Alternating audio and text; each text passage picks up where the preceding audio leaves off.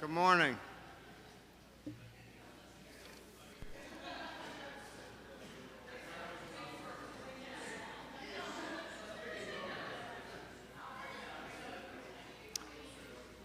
When we have people flying in from all over the country, and we don't have a time of visitation before, this is the fun part that starts, isn't it? I hate to admit it, but funerals are when we get together and see people that we haven't seen for a long time. As soon as we're all seated, we'll begin.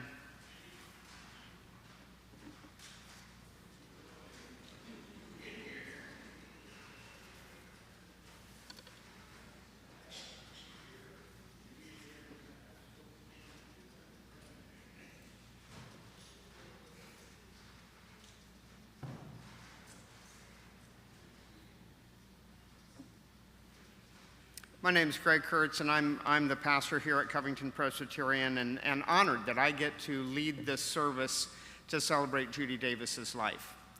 We're going to start and end the same way, and it's going to be a real blessing to you. Patrick Arundel is going to, from video, sing to us and set our minds in the right direction.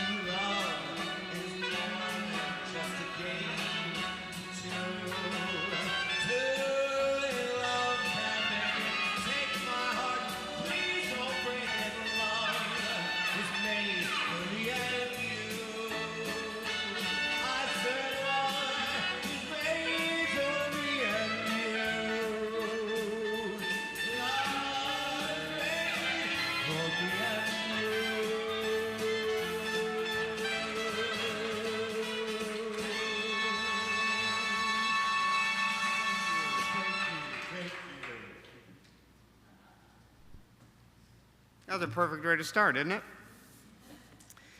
We've all come together for the same purpose. We're going to celebrate 87 years of Judy Davis's life. 87 years. A lot of people who are unacquainted with grief personally will say things like, 87 years, that's a really good long life. True.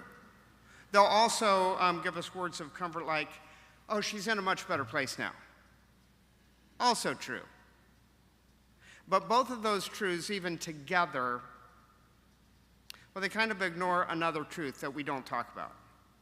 that those of us who are survivors are left with grief.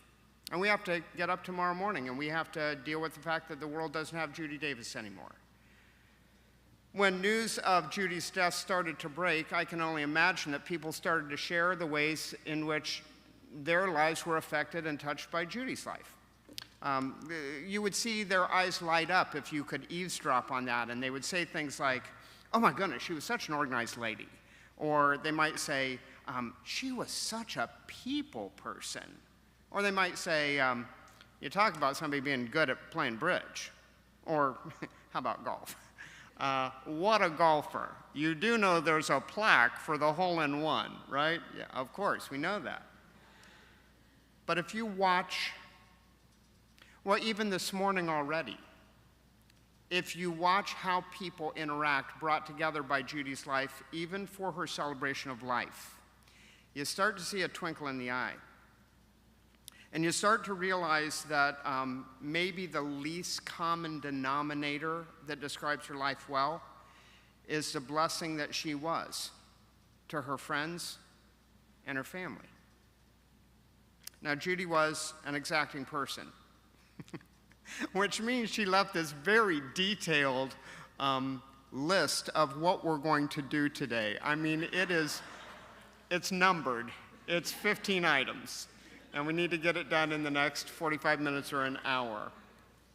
What we're doing is we're going to make an honest attempt. We're going to make an honest attempt to celebrate her life and at the same time find comfort in the company of one another and in memories and in scripture and in music. We're going to find comfort in poetry and in sharing stories from friends and family and